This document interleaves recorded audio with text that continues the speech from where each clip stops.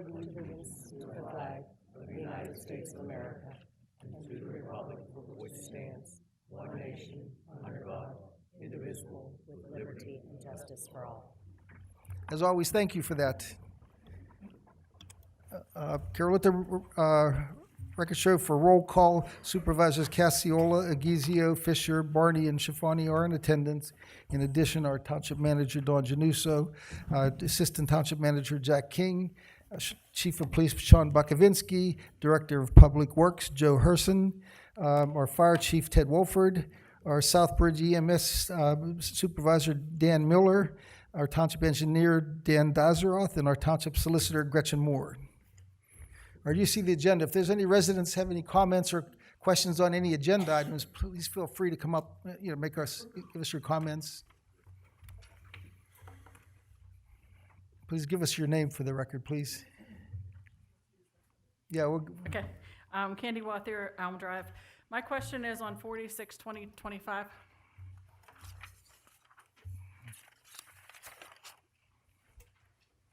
Can you please explain to me what that means? I understand that you're repealing. What I don't understand about it is the part where it says repeal ordinance 9 of 2011 and then 9 of 2024. Are we repealing 9 of 2011? Is that the one that had to do with the 500-foot setbacks, or does this not have anything to do with the setbacks?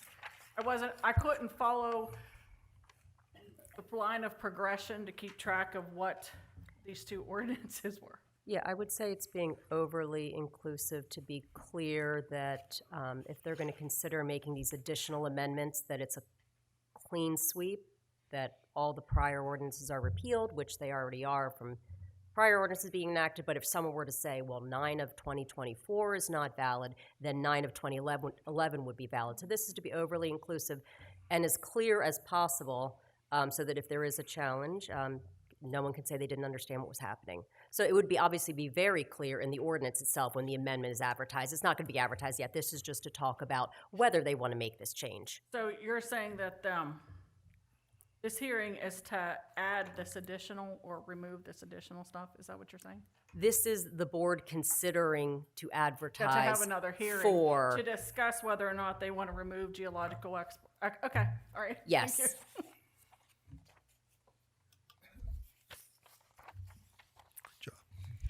Yes, Kevin Camerson on 15 Swihart Road.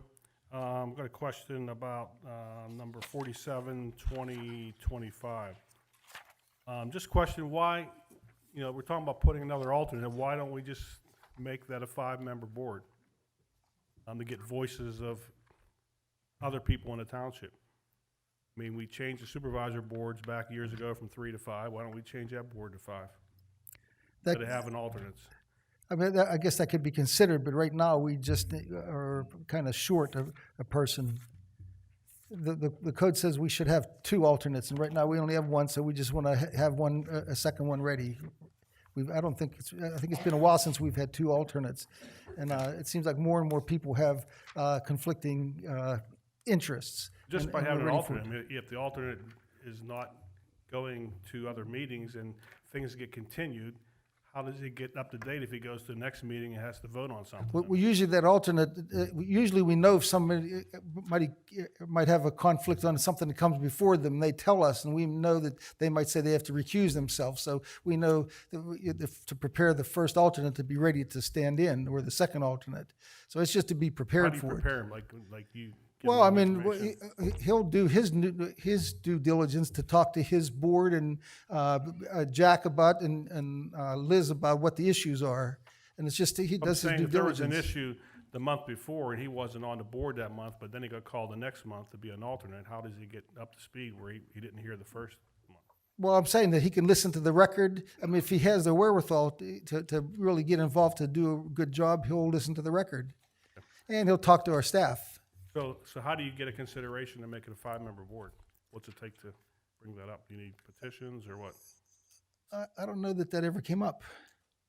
Gretchen, what's it say about that? Do you know? I was just looking into whether that's possible, and if so, whether that's possible, and if so, the process to do so.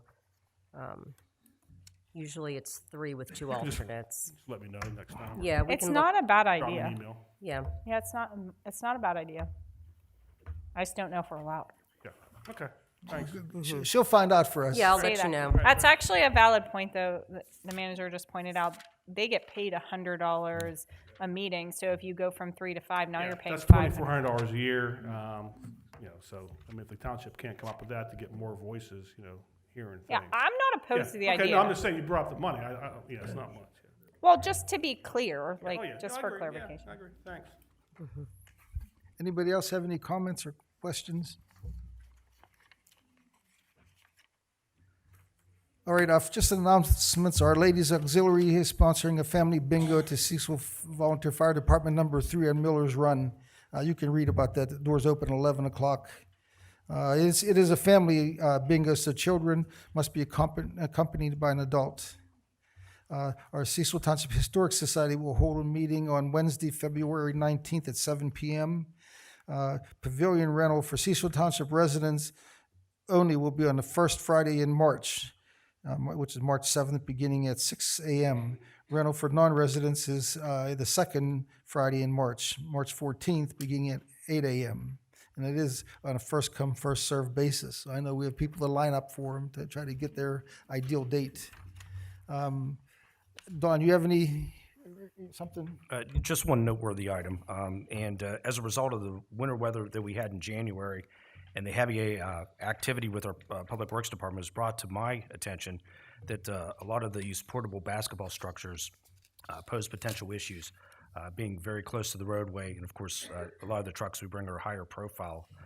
So in response, I sent letters out to some of the residents asking that they remove these structures. Of course, you know, we had a deep freeze, a lot of snow. It was difficult for some people. So as a result, I think in the coming weeks, I'm going to try to bring some draft resolutions to the board's attention just to consider, just so we have a stake in what we can tell residents regarding these structures in future winter activities. That's all I have. All right, thank you, Dawn. I know our police chief already talked to me next month, right? Well, something good. Jack, anything on Parks and, even Parks and Rec or planning? Parks and Rec has a very robust schedule this year. I encourage everybody to check it out. We are looking for additional help. If anybody wants to participate, please let me know. Or if you'd like to be on the board, we do have one extra position, and Dawn Januso will be accepting any letters of interest and a resume. All the help is greatly appreciated. If you just want to help out one or two events, please do. We always have a great time. There's a lot more work than any of us can handle, but everybody has a great time in the end. Jack, real quick, what's the volunteer age for that? I was just going to say that. My high school age nieces and sons volunteer regularly, so I encourage you, if you have, even my daughter who's in, I forgot what grade she was in for a second. She's in 7th. And my niece Landon, who's in 8th, regularly volunteer, and they're awesome with the kids. So if you have any kids that need volunteer hours, Parks and Rec are great with them, and we do it all the time. And we do have waivers for kids under 18.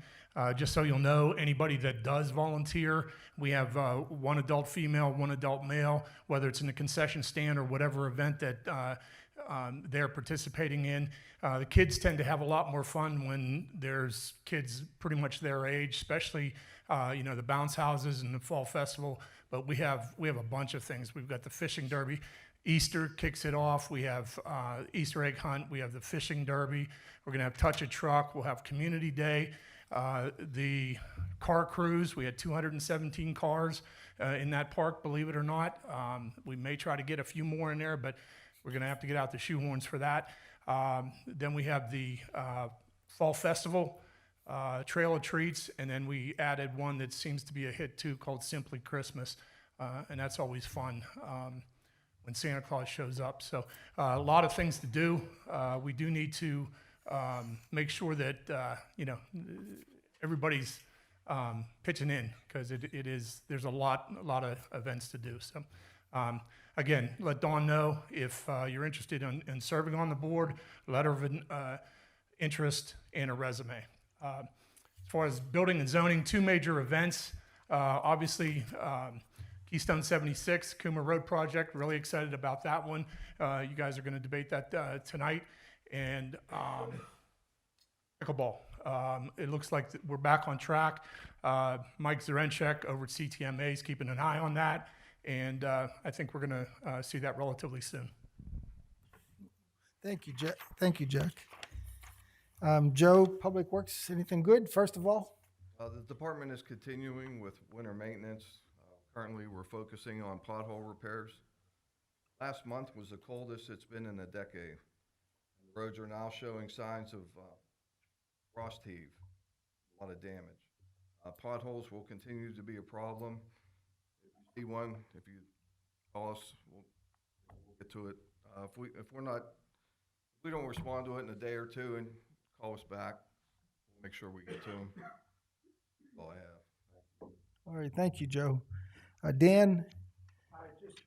Just one additional item to report on tonight. The Silver Creek development up off of Rising Road, pre-construction meeting is set for February 10th on that project, so it's moving along and getting ready to start. That's it. And your board has my report, my monthly report, if there's any questions. Thanks, Dan. Gretchen? Yep, thank you, Mr. Chairman. The board has my monthly report as well. I would say we were fairly busy last month with several court hearings. We have an appeal before the Commonwealth Court. We have a substantive validity challenge before the zoning board. We have a procedural challenge before the Court of Common Pleas.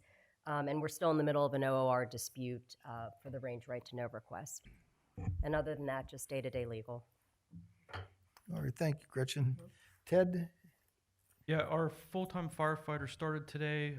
Through the next week or two, we're going to be going through our onboarding process with him being the first full-time firefighter in the township. Next to you. Thank you. I attended the radio system project meeting for the county last week. Currently, our current system is operating on technology from like the 1930s. So the improvement is definitely going to enhance our radio system when they build this.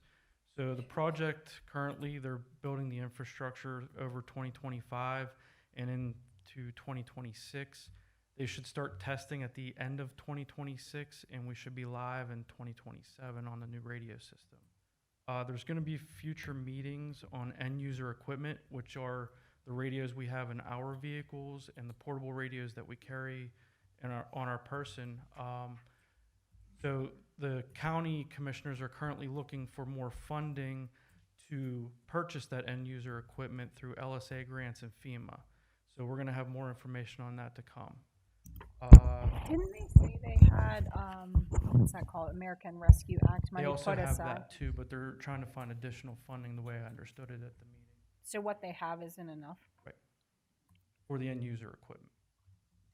which is That's- not what they had said like a year ago. That's what Nick Sherman said at the meeting. So let me get this straight, though, to understand. You says technology from the 30s, things have improved since then? Yeah, so the new system, the current system's analog, where the new system will be digital. They'll be able to encrypt it. It's more of a computerized network, more like your cell phones use, but with portable radios.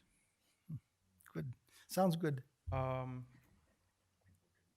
I've completed 3 of the 14 classes for emergency management so far, so I have a little bit more work ahead of me to do to get my full certification. And this week I'll be meeting with the county to update our emergency operations plan. All I have. Thank you, Ted. Go ahead. Ted, being that you're going to meet with the county, when will you get baptized by the governor? My paperwork was submitted. Dawn and I filled it out just after the last meeting, so we're waiting to hear back from them. Very good. Thank you, Ted. Dan from Southbridge? Our annual report was provided with the December monthly report, and I'd like to pull out some statistics and fun facts for you. We responded to 1,626 calls in 2024. That's an 11% increase from 2023. And in January, we responded, just this year, we responded to 155 calls, which is a 35% increase in just January of 2024. So our services to the township has really gotten busy. The average ambulance bill in 2024 was just over $1,100. The average we collect on that is $470. So we're at like a 40% collection rate. I want to point out that Cecil Township continues to be a strong supporter of EMS and the highest per capita contributor of all the districts we serve, so we appreciate that. We have cutting edge technology coming. We received a $10,000 grant for video laryngoscopes. That will enable us to put them on all our trucks. It's a tool that allows our paramedics to have a direct video view of a patient's airway during a difficult airway maneuver. So we're proud to have that on the trucks and be able to provide that to everybody in the township. March 30th will be our makeup day for the CPR class that was canceled. So anyone who was interested in that and wanted to take it, and March 30th, we'll have specific times later, but it will be in the afternoon, probably starting around 1 o'clock. I'll even provide snacks and water if you come. It is so important, and I keep saying this, and I'm going to harp on it one more time, and then, well, I was going to say I'm going to be done, because let's face it, I'm never going to be done. But last month, a friend of ours collapsed at the Duquesne women's basketball game. The only reason that he is here today is because the athletic trainers and the team doctor started CPR immediately and did an AED, use the AED to bring him back. If you are in a place where you collapse and nobody around you knows what to do, you're not going to survive. If you are in a place where you collapse and people know how to do hands-only CPR taught by this magnificent gentleman sitting at the table here, you have a significantly greater risk of surviving. Please know what to do in emergency. Don't rely, I love them to death, they get there as quickly as they can, but do not rely on EMS, fire, police to be there to save your life. Know what to do for your loved ones in the event of an emergency. Yeah, it is a chain of survival, and it requires everybody to be an active participant. Survive in a cardiac arrest. So. And if you've done it once, do it again, because I will take this class every time he has it. The more you practice it, the more that if you are in a situation where you need it, you will be able to do it without thinking about it, without panicking. And trust me, I've done it more times, not CPR, but the Heimlich, more times this year than I ever want to do in my entire life. Last note is that that's okay. The last note is our membership drive will be coming out end of February, early March, and as always, we appreciate the community support. Yeah, you might mention more about the membership drive. I mean, to get people to understand, I think I'll mention that if you're a member, you get the service from Southbridge. They'll come out even if you're not a member. But the point is, people told me in the past that I have good insurance that covers me, an ambulance service, so my insurance will take care of it. I said, but if you don't have a viable ambulance service nearby, the best insurance isn't going to save you. You need to have them supported and viable close by in a township. So that's why the memberships really make a difference to them. So again, I would also encourage to if you're not signed up, to join up and be a membership with them. Thank you, Dan. Dan and I guess Frank, you're going to talk about our projected road program. And thanks for the work on it, Frank, too, with Dan. Yes, so here tonight, Joe's under the weather tonight, so I'm covering for him, so take it easy on me. The pavement maintenance program for 2025 is really a collaboration between Joe Herson, Bill Blyrorf, of course, Frank is involved, and Joe Seitz from our office. And just to recap the recommendations for this year, and I do have some maps at the end to kind of show you where these locations are. But we're proposing to do the work in multiple contracts again this year. We do the first contract under the liquid fuels, and that's where PennDOT has a say-so in what we do and how we do our work, and we have to follow along with the 408, which we use anyway, but they scrutinize the work a little bit more. So the first project considered is Mooney Road, from McGonnell Road to Miller's Run Road.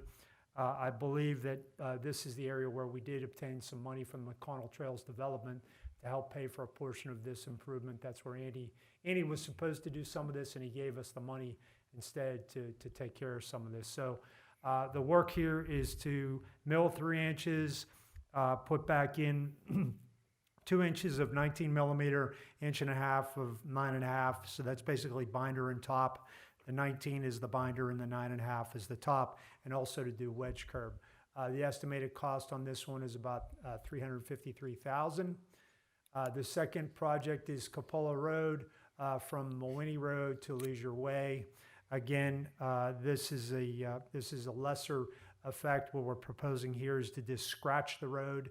That's where we use it to kind of level the road and take any undulations in it out, that we can get an even paving surface on the surface, because after we scratch it, we'll put in 9.5 millimeter, 1.5 inches.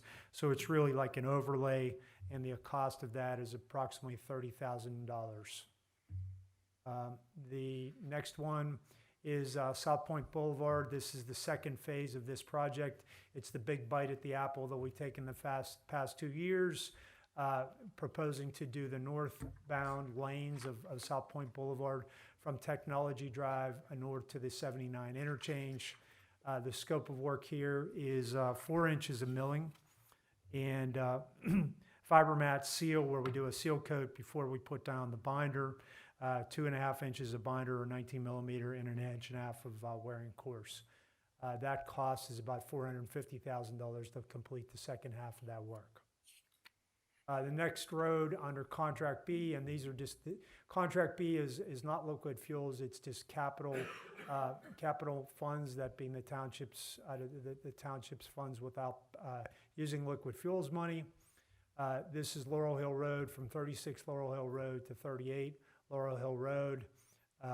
The proposal here is to mill 3 inches, put back in 2 inches of binder and 1.5 inches of top. The cost on this one is about $120,000. And then we're working our way into Muse on some of the streets. The scope of work on Mulberry Way from Beach Street to the hill of Beach Street, top of the hill at Beach Street. Again, here we're proposing to cut keyways and do a 1.5 inch overlay. Those roads in Muse were, I mean, they've had work over the years, just trying to get them back in decent condition, take out all the cracks and so forth, and get them back into a nice new surface. Cost of this is about $70,000. Next one is to do a little bit of work on Short Alley from Mulberry Way to Beach Street. The scope on this one is just keyways, and again, 1.5 inches of overlay at a cost of about $11,000. And then we have Birch Way from Beach Street to Beach Street. Again, here we're going to cut keyways, do 1.5 inches of 9.5 millimeter overlay at a cost of about $60,000. The big one in Muse is Cherry Way from School Street to Locust Street. This one's in a little bit worse condition. Proposal here is to mill out 4 inches and then to come back in and put in 4 inches of 19 millimeter super pave, install some wedge curb, and then put 1.5 inches of wearing course at a cost of about $192,000. The next one is the alley between Redwood Drive and Wildwood Drive from Cowden Road to Wildwood Drive. The scope of work here is to come in and actually build the alley. We're grading. We're going to place fabric down, like a textile fabric, before you put the millings down. The millings will act as a base. I believe we're going to get the millings from the millings that we get out of the program. So that's better than paying for new stone base. Adjust some manholes and then put in 4 inches of 19 millimeter super pave. No top required here because it is an alley. This will give a good hard surface and for the use that it's necessary. Cost here is about $64,000 cost. And then lastly, to continue the line striping contract, as we've done in past years, we'll have a list of those as we come into the spring season before we put it out to bid, and we'll figure out where we're going to spend the money, but we'll take a bid on about $125,000 worth of work. So the summarization here is on the last page of the report. Contract A at about $843,000, Contract B $519,000, Contract C, 125,000, a little bit under 1.5 million for the total. We're just asking for the board's consideration of these streets tonight. We'll put it out to bid and obviously bring it back and make decisions. The way we bid the project is we bid all this work, but we reserve the right to add or delete to stay within budget. So that's kind of where we are on the project, similar to what we've done in the past. And then there's just a recap of some maps in here. This is the Wildwood Drive section of the alley here in red that you can see on this one. This is Beach Street in use parallel to Sycamore. This is Cherry Way in Muse, also a long stretch of Cherry Way here. This is the short stretch of Coppola from Winnie to Leisure. And this is the short stretch of Laurel Hill from 136 to 38 Laurel Hill. Then we have Mawinnie. This is the long stretch of Mawinnie from McConnell all the way to Miller's Run Road.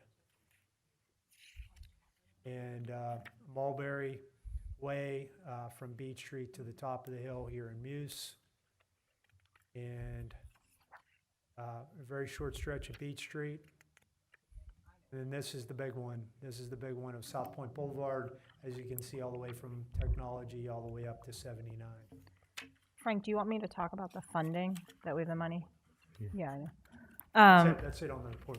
Just from like a Good board report, members, Dan. Thank you. from a funding perspective, we have about $625,000 in liquid fuels money right now. We anticipate getting about $500,000 more in April.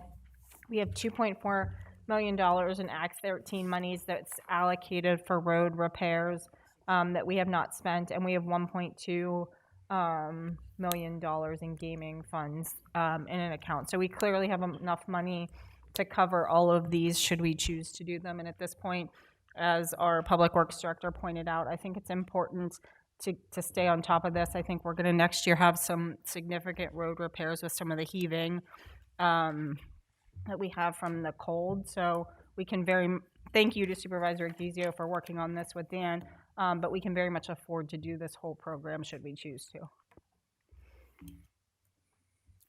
Thank you for that. Also, And I'll Cindy, just add, it's important to get out early to get the prices. That's why we're here in February. So Joe would turn this around and be able to bring you back bids next month. Yeah, we've been shooting to do $1 million a year on road projects, but this one, like Cindy said, we do have the money, and we're still within. We will stay within budget. And again, as you heard, we didn't have any tax increase for this year either, so we're still we're working at it.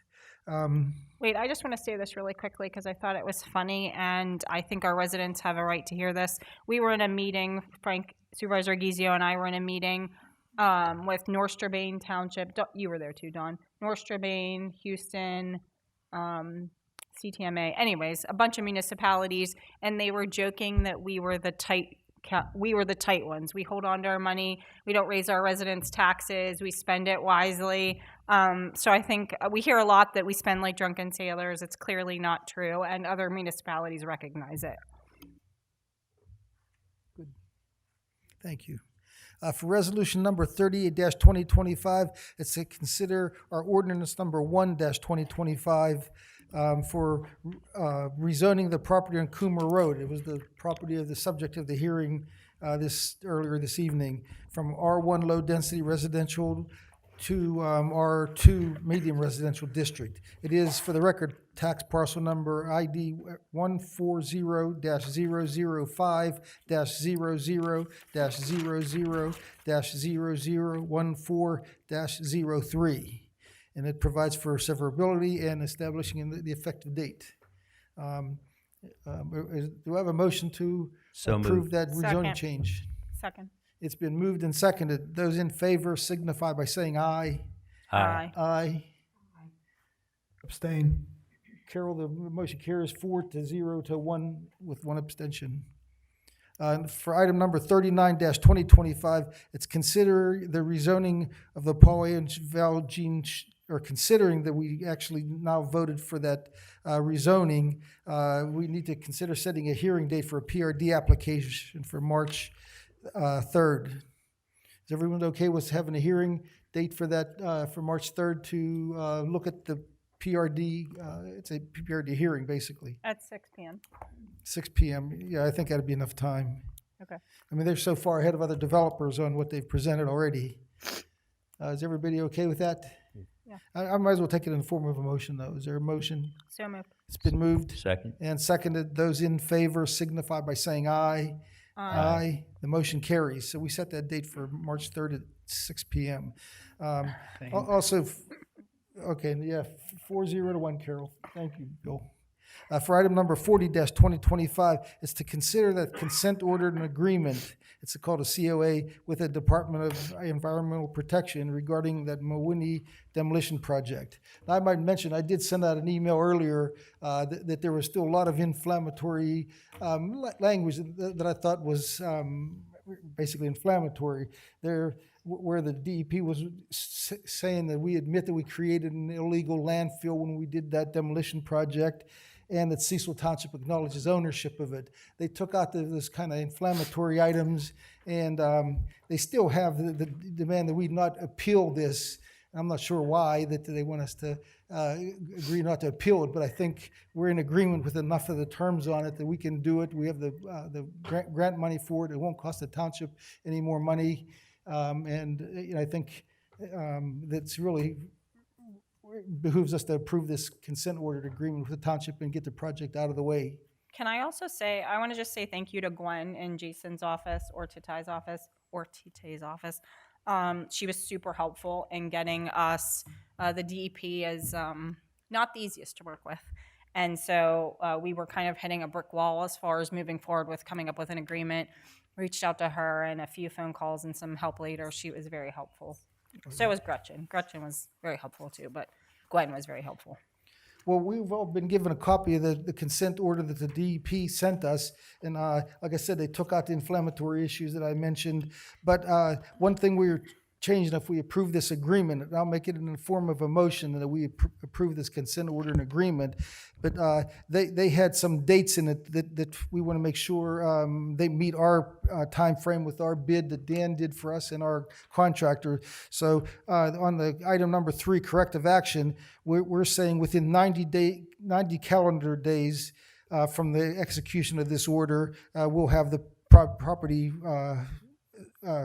demolition removed, and within 120 days, we're saying the DEP have all the records that they need for the weights and the where it went and things like that. So they had asked us for dates, or they put in their dates 30 days and 40 days. We're just changing it to 90 days and 120 days. Dan informs me that the contractor has already signed that agreement, or that bid that we approved last month. So I understand the contractor's actually ready to work, but we just want to cover ourselves on the time. So, I mean, is there a motion to approve this consent order and agreement with the DEP concerning the Mawini demolition? It's been moved and seconded. Those in favor signify by saying aye. Aye. The motion carries. Thank you for that. Reminder that there's no taxpayer funds being used for this. 100% of the cost is being covered by grant. And any fines that they alluded to, there aren't any fines to the township. We resisted for the last year and a half their pressure, and they're threatening fines, but this agreement includes no fines. Just a question on that one for the board, and it's been so long. Do we have a lien on that property for the first one? That's what I thought. we do. Yeah. Because once it's cleaned up, it's a more valuable piece of property than for somebody too. Yeah, we definitely need to update that. Yeah. Yeah, once there's additional work, we'll update the lien. Yeah. All right, for item number 41-2025, it's to consider authorizing the township engineer to prepare specs and take bids on the 2025 road maintenance project that was just described. Is there a motion to approve? I'll Been second. moved and seconded. Those in favor signify by saying aye. Aye. Aye. The motion carries.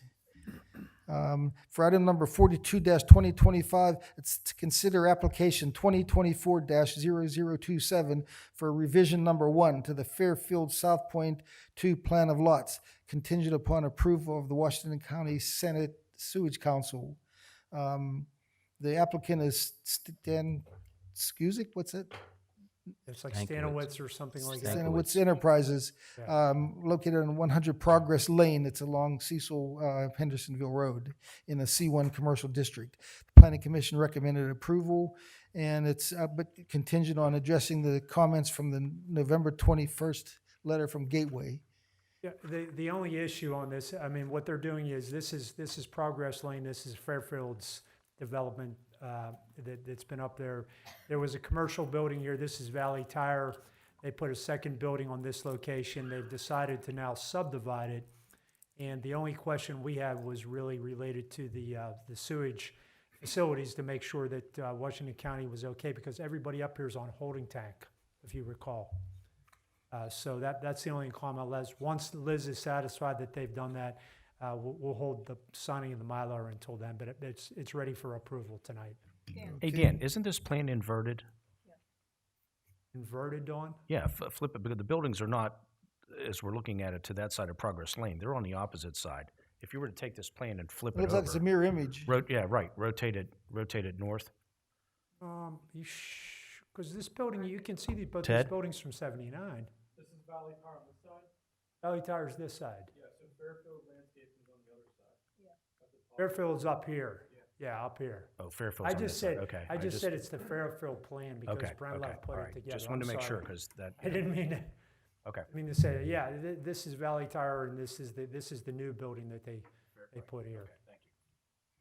That clears that up. So is there a motion to approve this revision number 1? So moved. It's been moved Second. and then seconded. Those in favor signify by saying aye. Aye. The motion carries. For item 43-2025, it's to consider adopting the standard DEP resolution for the sewage facilities planning module for the Level Up pickleball camp on Mayview Road. This is basically across from the Hills Hendersonville Elementary School in a I-1 light industrial district. The planning module has been approved by the Cecil Township Municipal Authority. So this is just for addressing their sewage issues. It has nothing to do with their site or anything like that. Is there a motion? So moved. It's been moved Second. and seconded. Those in favor signify by saying aye. Aye. The motion carries. For Resolution 44-2025, it's consider the purchase of one new advanced SC 750 floor scrubber sweeper from HK Equipment at a cost of $12,400. This will be a CoStar purchase, so it's already been bid for us if we so to approve this purchase. Is there a I'll motion make a to motion. approve this? I'll make a motion. It's been moved. I'll second that. Those in favor signify by saying aye. Aye. The motion carries. For item number 45-2025, it's to consider the purchase of traffic safety cones for the fire department using grant funds provided by Pennsylvania American Water. That was the $10,000 that we talked about that I got, what was it, in October, November of this past year? That was the purpose of that. Good. Is there a motion to approve that purchase? It's been moved and seconded. Those in favor signify by saying aye. Aye. The motion carries. Now, this is 46-2025. It's to consider revising and amending the following sections of that oil or the Unified Development Ordinance, Section 240-61. Gretchen explained it exactly, that it's actually just preparing us for future adjustments to it. It's not really changing anything yet. You're not changing anything as far as says remove geological exploration from the ordinance and otherwise amend the ordinance and repeal it? This motion is for the board to consider advertising to make additional changes to the ordinance. So nothing's So at this being point in done time, by there's this. nothing's being done, right? You don't have an ordinance to vote on yet. If you do this, I will then circulate that to the whole board for Will it be a consideration new and ordinance or advertise. is it still not addenda to the 240-61? That was part of the question earlier. We're going to make it very clear in the ordinance that we are repealing the prior ordinances and this would be a fresh ordinance, but it would be substantially the same, and then changes to the ordinance would be redlined so that people could see. And we'll probably do red lines from this version to the December version, and this version to the original version, so that there is absolutely no question about what changes are being made. One of the complaints in one of the challenges was that it wasn't specific enough. So we'll have multiple versions of Redline, and it'll be abundantly clear what changes are being made. And But it's then not a lot of- at that point in time, then we decide what we gotta do, or what you're gonna pick. Correct. You would hold another, advertise, hold another hearing, and vote on that ordinance. Okay, so everything will be spelled out in red. Correct, in multiple ways too, to make sure it's abundantly clear. Okay, so, all right. But the thrust, I mean, as you can see from this resolution, the thrust was a couple things kind of jumped out as we were going through these challenges. One was that oil and gas facilities was kind of all lumped together. It wasn't really broken out to account for the different types of facilities. So I think one of the concerns is let's make facilities more adequately placed such that compressor stations are allowed in certain areas, whereas other types of facilities that might not be as burdensome could be allowed within the normal setbacks that the board set. So that's an example. And then the waiver provisions that are already in the oil and gas development section were not in the facilities section. So adding in those waiver provisions to make it clear that those waivers would also apply to the facilities section. So that's one example. I can say the geological exploration, you all have a geological exploration ordinance, not in your zoning ordinance. So it's in a totally different section. And I saw that as I was going through your books, and I said, okay, well then let's just remove what we have in the zoning and leave it as non-zoning, which makes sense. One of the concerns was, do we make that part of zoning or leave it non-zoning? Well, you have something that's non-zoning. And then other cleanup as well. But again, everything would be redlined so that it is abundantly clear. So that's the reason we received that email as far as recommended modifications and additional cleanup for this. My particular email, ordinance. correct. Yeah, we haven't seen all the cleanup yet, and we will shortly. I will Gretchen, circulate it to everybody Is, once I do all of it. can it work for like early in April, like the first week of April? Is that too much? The Wednesday in April is the 3rd. We have a meeting on the 1st. I know we're gonna have a separate hearing. Do for we it. have to wait that long? What? You could do it on the 7th. If you want to do it in Gretchen, do we have to conjunction. wait that long? You don't have to wait that long. You need 30 days after I circulate it. So it could be anywhere after, I would say, mid-March. If you wanted to do it special, like if you wanted to do special, Well, we have to have a separate hearing for it. right, but if you want to do hearing special meeting, you can do it any time between mid-March and April 7th. If you want to do it in conjunction with your regular meeting, you could do it April 7th, right before the meeting. Yeah, since it's not really Prior to major our changes, other we could meeting. probably do it before meeting. That's rather what he than call a just, special yeah, I meeting. agree. Let's Rather, just do it before yeah, the April meeting. yeah. All right, well, So our s- April 7th at We're gonna 6 set it to PM. 5:30 then? 5:30, Everybody that's making it fine. 5:30 for April 1st? April, April 7th, I'm sorry, April 7th, jeez. April what? 7th. or 8th. No, I'm sorry, I'm 7th. in the wrong year. What is it? April 7th. April 7th at 5:30 PM. What time? 5:30?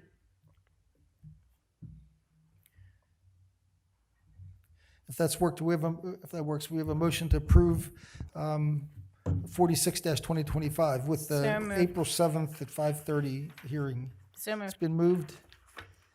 I'll second that. Those in favor signify by saying aye. Aye. The motion carries. For item 47-2024, we consider appointing, we have a name. a Ted proposed name? Donald. I consider appointing Ted Donald as a second alternate to the zoning hearing board. Second. Wait a minute, hold up. Who was it that you're considering appointing on? Ted Donald. It's What been moved happened and to James seconded. Zeminska's letter that was submitted to us on the 9th with a resume, and it was never ever brought up?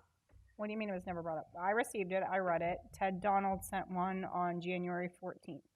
Pardon me? I received it.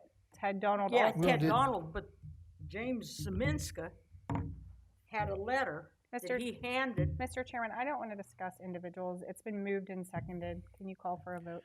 Did we have a second? Oh, Yes. we did Frank have Frank. seconded. Okay, we do have a motion and a second, and you did make a point, but, That's what I mean. You know, was it even considered? Was he even considered? Yes, I I read, read all the applicants. so What's did that? I. I read all the applicants' resumes too. So did I. You can make an amendment to a motion, but that's all you can do, Gart, since we already have a motion and a second. You want to try to amend this motion? Yes. Okay, make an amendment, and you have to get a second. I make an amendment for us to consider James Zeminska also. Okay, there's a motion. Is there a second to consider appointing James Zamiska as the second alternate? Going once? Twice? All right, so we're back to the original motion. Those all in favor, please signify by saying aye. Aye. Aye. Aye. Those opposed? Carol, did I hear 4? Aye. Carol, the motion carries 4-1. For item number 48-2025, it's consider appointing Lauren Thrigg? Erig, I'm sorry, so sorry, to the Parks and Recreation Board for a 5-year term to expire on January 2030. So moved. It's been moved I'll and seconded. Those in favor signify by saying aye. Aye. Aye. Aye. The motion carries. For item number 49-2025, consider the appointment of Jordan Tax Service Inc. as Deputy Tax Collector for Real Estate Tax for Cecil Township for the year 2025. So moved. Been Second. moved and seconded. Those in favor signify by saying aye. Aye. Aye. The motion carries.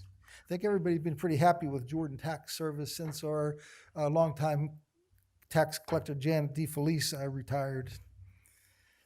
For item number 50-2025, it's consider the 2025 reorganization meetings of the Township Board of Supervisors from Monday, January 6, 2025. Is there a motion to approve the reorganization? So moved. Been Second. moved and seconded. Those in favor signify by saying aye. Aye. The motion carries. For item number 51-2025, consider the Board of Supervisors minutes from the Monday, January 6th regular monthly meeting. So moved. It's been Second. moved Second. and seconded. Those in favor signify by saying aye. Aye. Aye. The motion carries. For item number 52-2025, consider the general fund invoices from January 1st through January 31st, 2025. So moved. It's been moved, and I'll second that. Those in favor signify by saying aye. Aye. Aye. The motion carries. Aye. Anybody, residents, want to bring up anything, separate subjects, unrelated to our agenda? You can come up here, but still get in a queue if you want.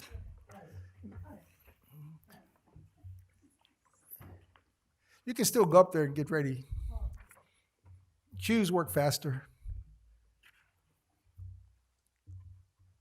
Hello, I'm Dale DeLugas, 4039 Sir James Drive. About 3, maybe 4 months ago, the board discussed the renovation and upgrading of the generations room. It's on my list to talk about. It's Okay. on my list of old business to talk about. Oh, okay. Do you want me to talk about it now? Sure, I'm just looking for an update on where we stand with it. So what was the date? January, I don't know. One day last week, I had Commissioner Janice out here, Elector Janice.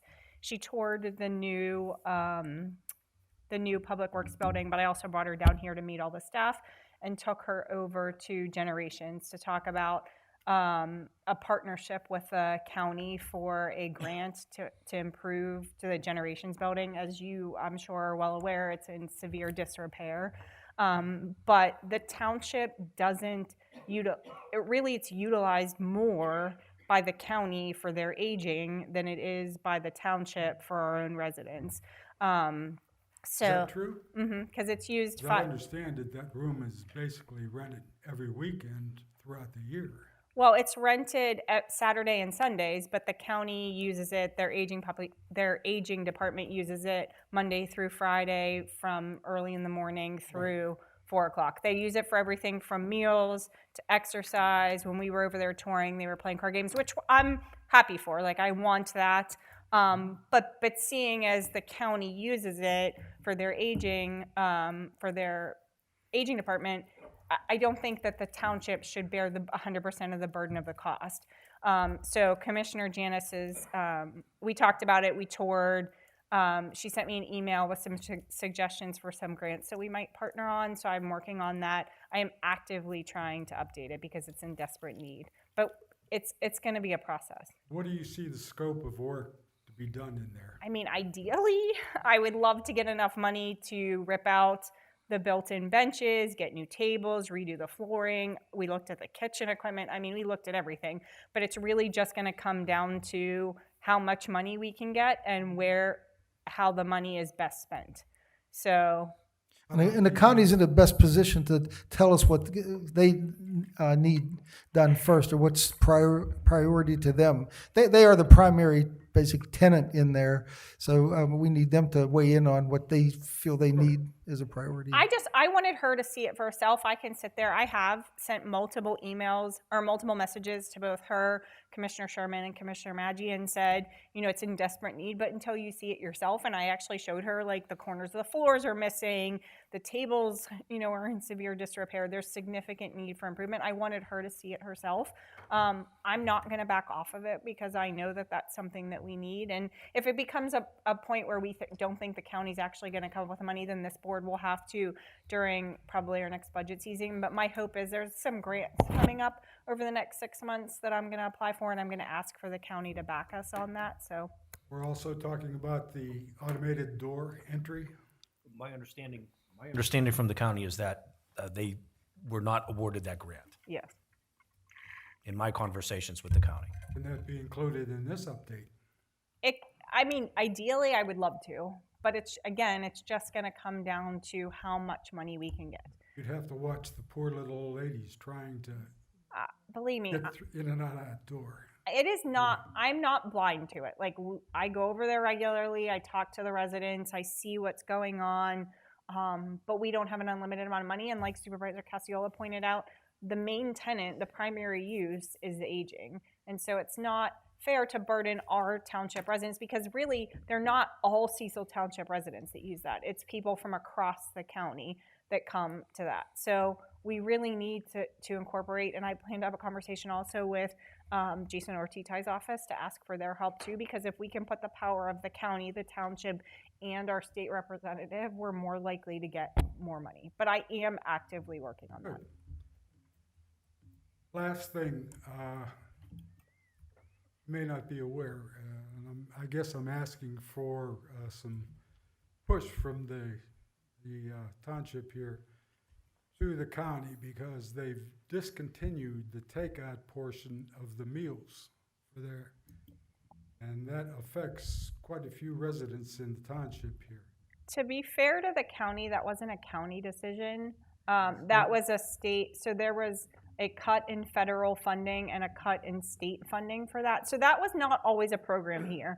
They instituted the takeout meals during COVID and then kept it going after the COVID pandemic kind of calmed down. And as far as I know, the county commissioners really have nothing to do with that. And when I've asked the state representative, I don't believe that there's going to be, they're going to add those funds back for that. But that would be a phone call to, I've asked, that would be a phone call to the state rep to get his back. Sort of ridiculous, though. They're still going to provide the meals. It's just a matter of whether it can be done on a takeout situation, or they have to come in and sit down and eat. I mean, the only savings in the whole thing is a plastic tray and a plastic bag. Well, I mean, to be fair, I think what they're counting on is that people won't come in. So, and again, this has nothing to do with the township. I don't agree with it. I don't think they should cut it. I don't think this board thinks they should cut it, but we have no control over it. So I think their thought process is that people aren't going to do that. So if they were coming in and solely doing takeout meals, some of them may come in and sit, but the vast majority of them will just cease coming, which then cuts the cost. It's terrible and it shouldn't happen. But again, you would have to talk to Jason Ortiz. Gwen at his office I was talking about earlier is great. I can give you her contact information. I would reach out to her and see if there's anything they can do, but it's a state and federal decision, not a county decision and not a township All right, I decision. appreciate that. Wait, and Cindy's right on that, though, that they're kind of anticipating that a lot of people will not come to, since they can't pick up a meal, they're not going to What come. sense does that make? Well, I know, because they actually encourage involvement from the residents. They said, come to Generations. We have the Area Agency on Aging has programs for you. So they encourage you to come, Right? but I guess they don't want to give you a meal unless you come and Some participate. people were incapacitated, some can't, or don't have transportation, some, and in some cases, from what I understand, this is the only dietary positive meal that this person might get during the day. It's Outside of really that, a they'll be, strain. It's really a shame, and meals and honestly, hot it's dogs. frustrating for us too. But it's not our funding. We didn't make the I understand decision. that. We reached out. We being me reached out to say we don't support this, but there's really nothing we can do. And that's about the best explanation we're going to have. Okay, the other, I was just looking for your support in it. I tried. I tried. We have. I've contacted State Rep Timmy O'Neill's, Jason Ortiz, and State Senator Cameron Bartolotta. Unfortunately, this is a state funding item in their budget. It's in the pen line item when they tell you that the Pennsylvania lottery benefits older senior citizens. They're not releasing the money, freeing it up. And the fiscal year in the state of Pennsylvania runs from July through June. So hopefully they change their minds in this session and can do something different to aid us, because it should not be cut. And I've spoke with the director from Washington Green County for Washington County Green Area on Agency on this. Like, we did reach out to our state reps and our state senator. The best thing Whatever we you can we do, appreciate it. the best thing you can do is not have us do it, because they kind of blow us off, is have you call, email, have your friends, have anybody who was benefiting from it, or their affected family by it. members. Yeah, call directly to the state rep's office, because we can do it and we've done it. We've advocated for it, but they're only going to act if the voters do it. That's being done. Thank you. That's good to hear. Okay, thank you. Thank you. Andrea? Andrea Raymer, 24 Pep Road. I'm here really as the Frank Saris Public Library representative. And the reason I'm here is that I was looking over my report to the supervisors, and I saw that there were some things that maybe the audience would be interested in, because they are programs for adults that entities have rented the library for these occasions. And one is the Carson Wealth event called Taxes in Retirement, that will be held on Wednesday, February 5th, and will begin at 11 o'clock a.m. And if anyone, you don't have to pay for any of these, but if you want to attend that, you need to make a reservation. And I have the number for that if you're interested. And then we have the Waji Financial will hold a seminar called Retirement Income Planning on Saturday, February 8th, starting at 11 a.m. And I have the number for that also.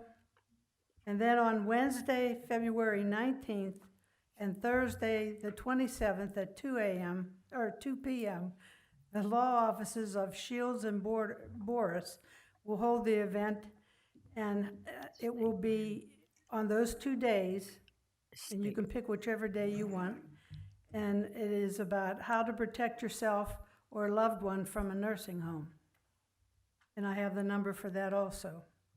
And then on Friday, and this is on the calendar, then on Friday, February 21st, there will be the Vitalant blood drive from 11 a.m. to 4:30 p.m. And you need to schedule a time for that. And on Friday, March 14th, this is the one that you would have to pay for. On Friday, March 14th, Lifeline Screening will be screening for strokes and cardiovascular disease risks all day. To book an appointment, I have that also and the promo code to use. And I just thought that maybe somebody here might be interested or maybe knows somebody that's going to retire or has retired and needs some of these events. I just went through that, Andrew. It's a good thing, live screening. Yeah. Jack, will those specifics be on our website that she just mentioned, that she talked about? What's that? Well, I was asking Jack if all the specifics, the dates and everything you gave us, Yeah. I'll get with her I after. have the numbers and things here. but I'm saying, Yeah, I'll get with her afterwards and, okay. I'll have it up tomorrow. thank you, Andrea, for that. Screening. Like I said, Jack said he'll get them up, so, Have it up tomorrow. They had it in Houston a long time, didn't they? Candy Wathier, my first question is to Mr. Wolford. I noticed Station 10 has plastic over the garage door. I was wondering, is that going to be repaired anytime soon? I noticed it for a couple times now. Yeah, they're currently working on getting new garage doors. The suppliers are taking a while to get them in right now. Okay, that's good. Thank you. My second question was, I wasn't at that hearing for the original hearing for that Cecil Town development, and I heard at this hearing that they brought up that they didn't want to do that mixed-use residential because the township felt that you didn't have as much control over it as you do with the PRD. Is that correct, Tommy? That's what you said? I don't know, we do have more control, but I don't know, I can't speak for their thinking on it. No, that's I'm saying at this last hearing, that's what you mentioned, that the township doesn't have as much control in that mixed-use residential as they did Well, under can the understand PRD. that there was not even we had on the agenda, there wasn't even a motion. Sometimes a motion will die for lack of a second, but there wasn't even a motion on that, so we had to bring it up to take it to some kind of resolution, and the R2 idea came up. So I guess, I think they proposed that. Yeah, so my question was, if you don't feel that you have as much control under the mixed-use residential for what people put on the property as you do under the PRD, is that something that you're gonna go back and revisit to see if the township can tighten But that up? understand this, the complaint was, there are 4 accesses to that property, from Okay. different, but it's still all kind of narrow country roads. That might be an ideal area for somebody who owns a parcel on a state road. And then our goal was to give them a little bit more say on how their property develops, rather than us deciding you have to put single family here, you have to put this or that on there. It gives the property owner some more say, but we didn't disagree that, maybe a mixed use isn't good for all those small country roads, even though there's, 4 accesses. Okay, I wasn't familiar with the mixed use, so you're saying under the mixed use, you would be able to tell them where they would put the townhouses? Is that Nope. what you're saying? Or it's the opposite? Well, if there's some geometry in the layouts and the street layouts and things like that, we have standards for that. But no, we were trying to give them an opportunity. Somebody has a piece of property and they want to see all houses for elderly or all garden apartments. Okay. If they think that's the best market for them, then we wanted to accommodate them. Okay, I I just mean, didn't I said understand at what one they- I just meeting didn't that- know what they were talking about, All right, that's why I but I've wanted said to that ask. at one meeting, that we dictate, you can put a gas station here, you can do this or that. That gives the property owner a little bit more say on what happens on their property, rather than the 5 of us telling them what has to be there. Okay. So I think it's a good thing, it just Candy, the didn't work. other sticking point during that hearing was the lot size. So in the mixed use residential, the lot size, if we approved it, could be 50 feet wide, which seemed to be a big deal for the residents that were here and the board members. Nobody really wanted to see lots that were only 50 feet wide. And I Okay. think they heard that. I mean, at least from their presentation, Yeah, I that's mean, what it I'm seemed getting. like it. I just didn't understand what they, I just didn't understand the comment between the mixed use residential and what you could control and what you could control under the PRD, but now I get it. Yeah. And my last question is, can you please tell me what the zoning district is for the new public works building? Is it a C1? What is it? I have no idea. It's R1, isn't it? Yeah. Okay, so if it's an R1, then there won't be any buffer screening around the building at all? Because There is, but actually it's an essential service, so it doesn't fall under commercial business or something like that. Essential services have their own standards, but I think Dan can describe where we left buffers and things like that, where we did landscaping. Well, currently, when you drive up McConnell, the only thing you see is the salt shed that's the size of to supply the tri-state area and the lights. So why isn't there gonna be trees, like evergreen shrubs or, you know, the 12-foot high, your 6-foot high trees and your staggered that you require under every other zoning district? I mean, why should those people that live on McConnell have to look at those lights all the time? You're talking about just in the winter season when the leaves are off the trees? No, when you drive up McConnell, I have no idea who the house is, but it's once you pass the trail and you go up the next, maybe the next house on the right. The building sits up here, but the trees are down here. Like the natural trees that they left, you know, along the trail are down here. But every developer, whenever they actually can show that they have a natural buffer rather than planting 50-foot or trees in a 50-foot area, we have the right to waiver some of that if they can show it's a wooded area. Sometimes they have 100-foot of wooded area. We don't make them do anything with that. We're not going to make them tear down trees in a wooded area to plant trees again. Well, there are no trees up there. That's Well, the there's problem. The well, there's building's a lot on of the trees. hill. But they might not be Not tall in the enough valley, now. but they're on the hill. On the hill. Well, they might not be tall enough right now. I don't think the trees in the valley are going to be. I thought we had plans to put more in, palm Well, trees. she's talking about on the back side, from the back of that shed. Did you? I'm talking about on the side when you're coming up, like the salt shed sits like this. Yeah. And I'm talking about like when you're coming up McConnell like this, just like right there. I know somebody lives over there. I'm going to ask honestly. I don't know what I don't know. if How it to, I don't know bothers the them. direction, so I can't. I It's can't. west. don't I know yeah. what you mean. I'm going to ask if it bothers them. And the I other drive that all the time, if I'm being honest, because I drive McConnell to Klinger to go to South Point day and night, and I never notice it. So I'm going to pay attention, and I'm going to ask some of the residents. The trees that are in the valley are ever going to be high enough for in the next 6 years.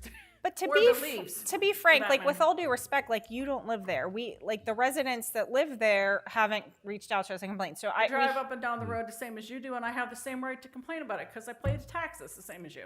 And I do see the lights all the time because I can see them from my house. Okay, so here's what we're going to do. We're going to reach out to the residents that live in that area and see if it's bothering them, and then we can discuss it if it is. The other thing, all of our lights are the shoebox type. We don't have any lights that are shining off the property. No, now they don't you shine can see. off any property, but they're on all the time. They don't dim. You would think that if nobody was there, the township would want the cost savings for them to dim a little bit. And then if the township public works people have to come in at night, they could utilize the full scope of the lights. But I don't think every light has to be on every night. I just want to correct that. Though. We don't have anything shining off. I mean, No, okay. no, I'm not saying they're shining Okay. off. I'm just saying that they're on constantly and with no barrier of any type. I don't understand what the difference is. I don't understand just because it's a municipal building, you don't have to put a buffer zone in. You don't have to put trees in. But Go ahead, everybody Dan. else Or does. Dan has a comment though. In fairness to the township, there was an extensive landscaping plan put together for the whole building. So the building did follow the township's landscaping ordinance. The public works, the salt shed was something that came after we bid because Cindy got the money to put the building up. We really didn't consider redoing the landscaping at that time. So if there is some reason to look at it again, I mean, I don't know. I've not seen it. Again, like I said, before we're redoing landscaping plans, let's have a conversation with the residents that live over there and see if it bothers them. If it does, we can go from there. I mean, we did it. At the grand opening of the building, I spoke with a few of the residents there that live on Klinger Road because I got to know them. We did the road there, paving it.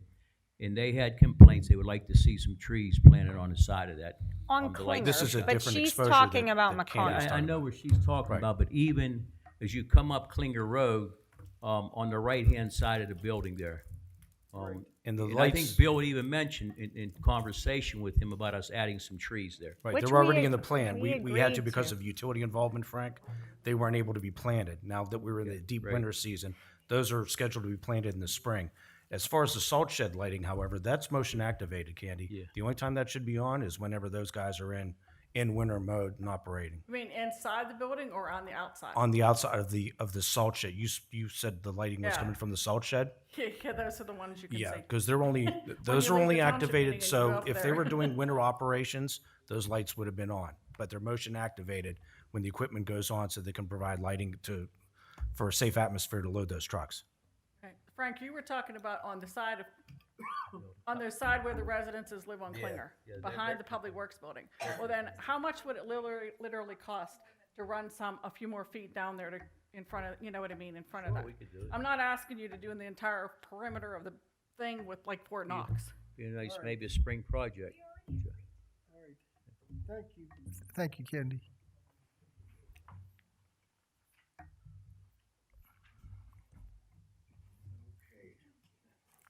Kenny Strain, 4022 Sir James Drive, Windsor Woods. I have two items that I wanted to ask you guys about. I think at the first meeting we had this year, or possibly in December, there was some discussion about looking into using the existing Public Works building to possibly a safety center or something like that. And I think the way it was left is there was going to be some fact-finding about whether it was feasible to do anything with that building, or I'm just looking if there's any update from the last meeting about. There is, but the board, Gateway just gave it to us today. So all the board members have a copy of this, and we're going to read it over this month, and we'll have something for the next month. Okay.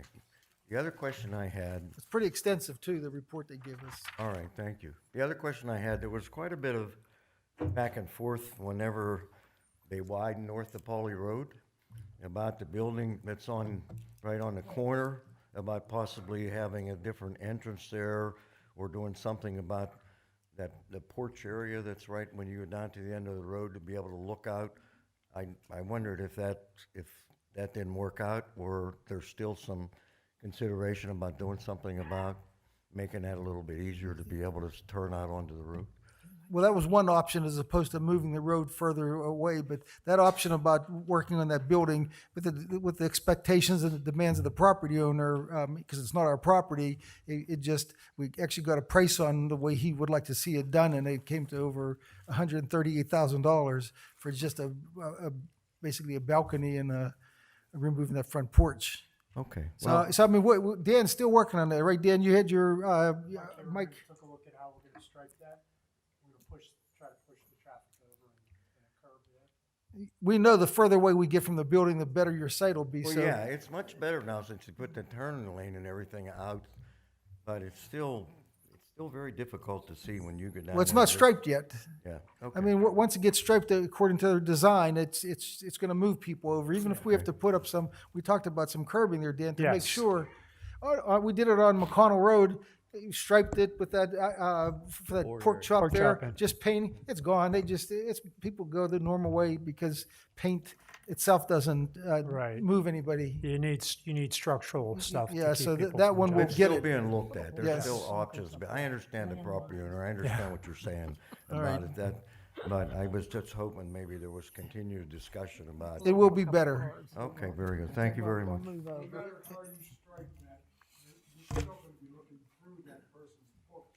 Right, but we know for every foot you move away, it gets a little bit better for you to pull out. Yeah, I mean, we'll be moving more than 3 or 4 feet. I don't know, I didn't see the design yet, but.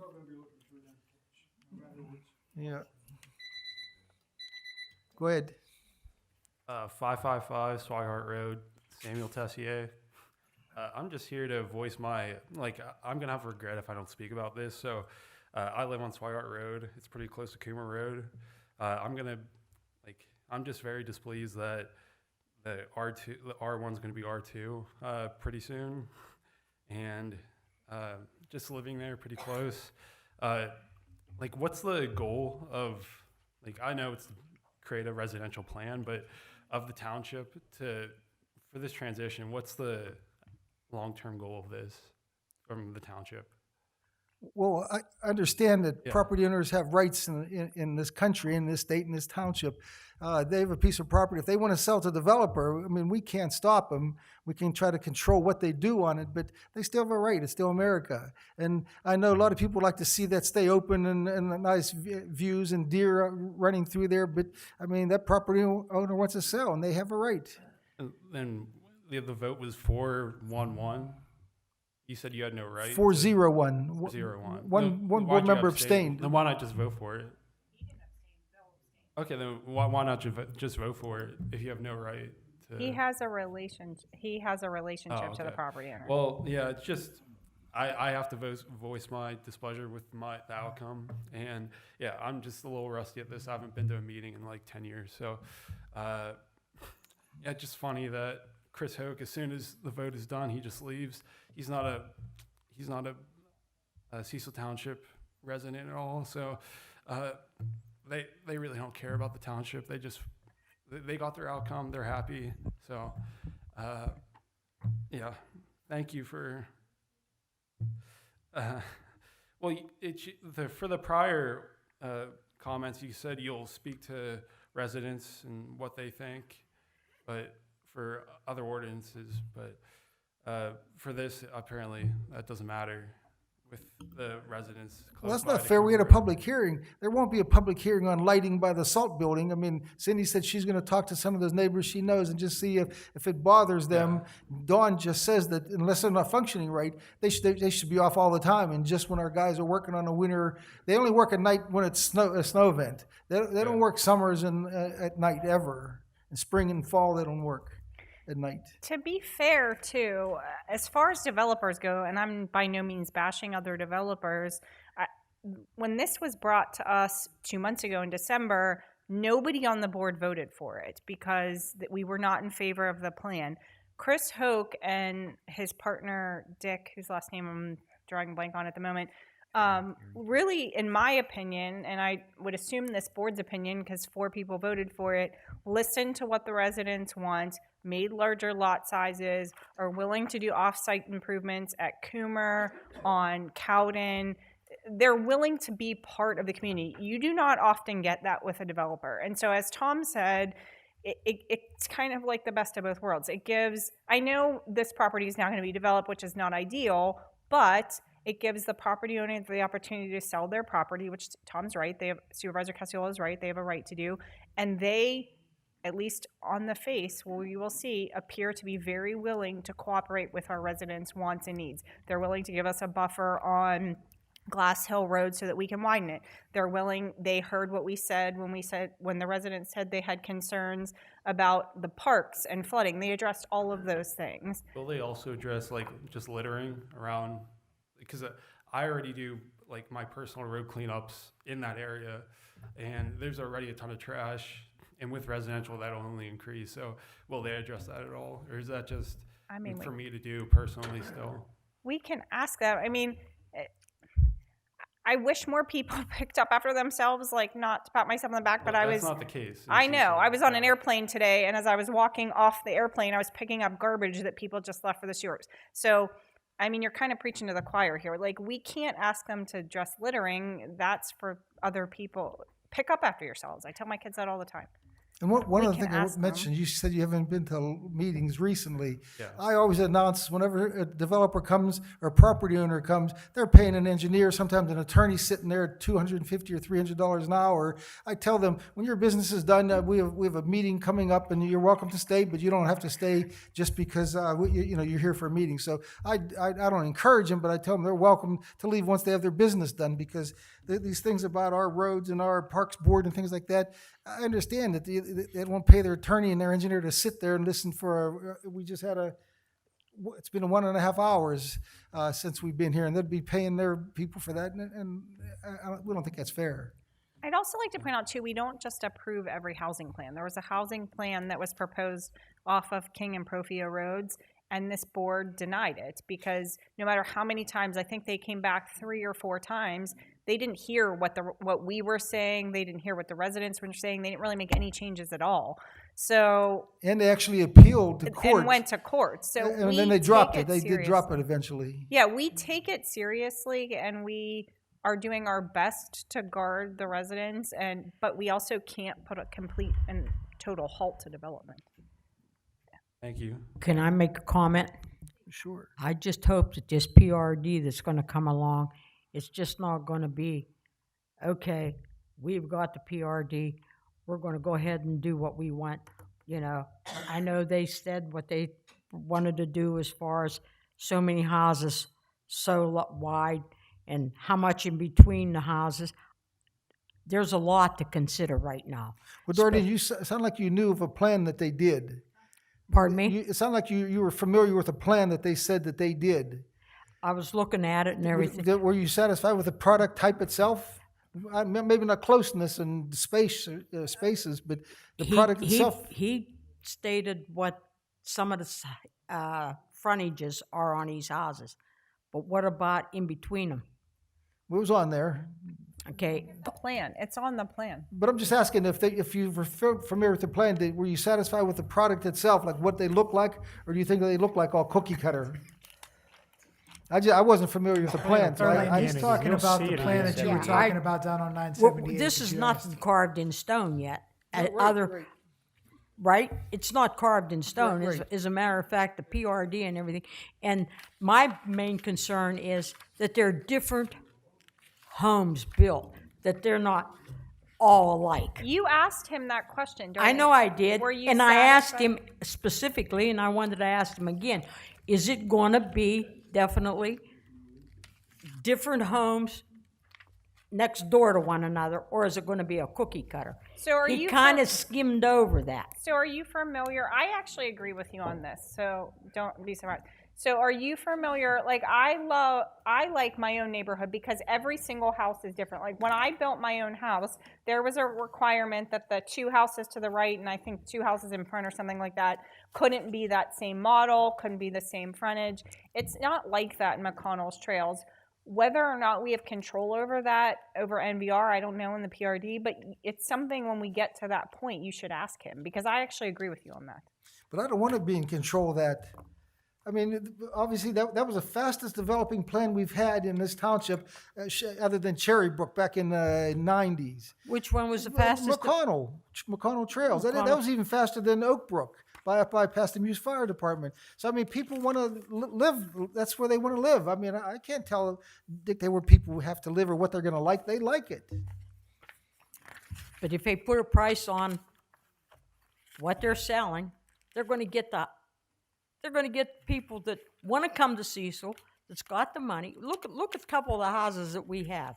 And all I'm saying is that you get them all identical along a street. Come home drunk, you can pull into somebody else's driveway. That's all I Driving can drunk, say. Darlene. right, Don't there- advocate for driving drunk. All right. I think we've covered it. Did anybody supervisors have any new business or anything? Actually, can I say two quick Covered things? that one. I just want to say thank you to Commissioner Janice who came and took her time. She was here for a couple hours. She made all our staff, like as I was saying, it was great to talk to her. I really appreciate it. Can we recognize Bill Bodorf for his years of service at our March meeting because he will be officially leaving us? Yes. Okay, that's All right. all I had. Carol, we're going to write something on the agenda, Carol, okay? Carol, we're going to remind me of something on the agenda, Bill. All right. There being no further business, this meeting is declared adjourned. I give him a chance I give him a chance before I adjourn the meeting.